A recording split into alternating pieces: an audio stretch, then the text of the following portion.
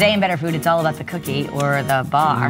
Grace Vallo of TastefullyGrace.com is sharing a recipe for chocolate coconut shortbread layer bars. Oh, yes. Yes. I feel like this is your version. You've upped the ante on the magic bar. But can we just... I think the chocolate and coconut are just one of the gifts of the world. Like they're meant to be together. Meant to be together. Yes. Okay. Right? I know you'll by the end of this segment, you'll believe it. I'm kind of on the fence. And I'm like, I do, because I didn't like coconut as a kid, but I do like it as an adult. So we're gonna, I'm gonna prove you. Perfect, let's do it. That these are the two combinations that are just perfect together. All right, very good. So we're gonna start off with a buttery soft shortbread cookie on the bottom.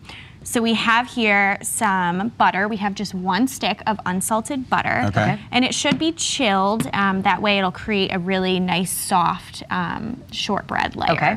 So I have some flour over there. That's 1 cup of just all-purpose flour. All-purpose flour. Okay. Stick that right in there.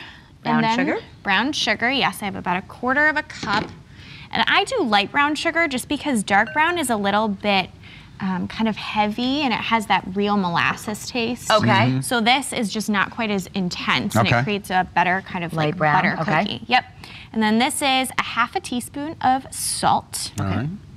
And an egg yolk? An egg yolk, yes. Just 1 yolk? Just 1 yolk. So you gotta separate the white from the yolk. Okay. There we go.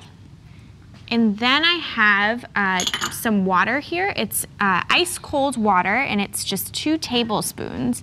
And depending on the season, you might have to add a little bit more, a little bit less, because sometimes the flour is not quite as moist in the winter as in the summer. So you might have to add a little bit more water, actually, in the winter. The flour gets dehydrated like us. Yes, exactly, like my skin, you know? All right. Put a humidifier by your flour. Okay. Wait, and then you can take that vanilla, and if you want to just take the teaspoon, and you can just add 1 teaspoon. I'll bring it over here so it's not quite as thank you. difficult. Oops, sorry. Perfect. Now, I like a little extra anyways. A little bit extra doesn't matter, right? I can't do it as well as Grace. You want me to do this? Yes, go for it. So this is a pastry blender.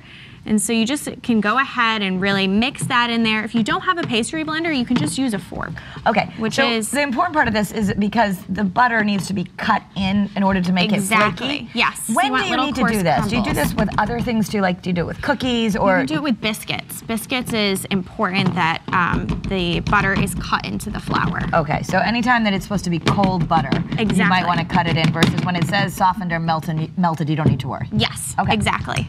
And so then the next step after Scott is done there, and he's just doing such a fabulous job, can't you tell? It's just beautiful. He's really good at mixing and cutting and things. It's very thorough. Then you would just pour it into this pan, and you don't need to if you don't want to, because I have a final product. You would just pour it in there, and then you can actually take a plastic bag. If you don't want to get your hands all messy, and you would just pat the mixture into the pan. Oh, that's a clever idea. And then you greased your pan, right? Yes. Okay. Grease it with butter just so it doesn't stick. And then you bake the shortbread after you've kind of pounded it down at 300 for about 25 to 30 minutes. And you get this beautiful layer of shortbread. And then I have here some ganache. And all this is actually, you take 2 4-ounce bars of bittersweet chocolate, or you can use milk if you like milk better. And then you take some heavy cream, about 2 tablespoons, and you just heat it. You can either heat it in the microwave or you can do it over the stove. Yes, and then you have this beautiful kind of thick layer of chocolate. And then you're gonna layer that on top of here? Yes. See, are you getting on board yet? I'm so on board at this point in my life. Are you convinced? I'm gonna spread it out. Yeah, and you can spread it around. You can either use a spatula or the spoon works perfectly. Do you like doing just a chocolate bar like you did better than, like, should we just not buy baking chocolate? Just buy a good Ghirardelli bar or something? Yeah, I would just buy a regular bar of chocolate, or you can get chocolate chips if you want to. Yeah, chocolate chips I feel like are easier to melt. As long as it's 8 ounces. Yeah, All right, exactly. So I have too much on one side and not enough on another. It's okay.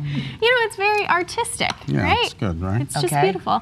Now how are you going to toast your coconut? So the coconut, all you have to do to toast coconut is you stick about 1/3 of a cup of coconut. It's sweetened coconut, shred coconut. About 30 seconds left, so we have to be quick. And you just shake it around until it browns. And then I have the final product here. So after he's done spreading the chocolate, we're going to spread the toasted coconut, and that's about it, or do you need to chill it then? And that's about it. That's all you have to do. And then cut it the up and final serve product is here. If you guys want to go ahead and take a try. Well, of course. We're going to give that a try. And I like the spreading. So good. It's beautiful. That's amazing. Doesn't chocolate and coconut go together? See? The dynamic duo, right? All right, for Good this, job. Thank you. for this recipe and others, you can check out Grace's website. It is tastefullygrace.com.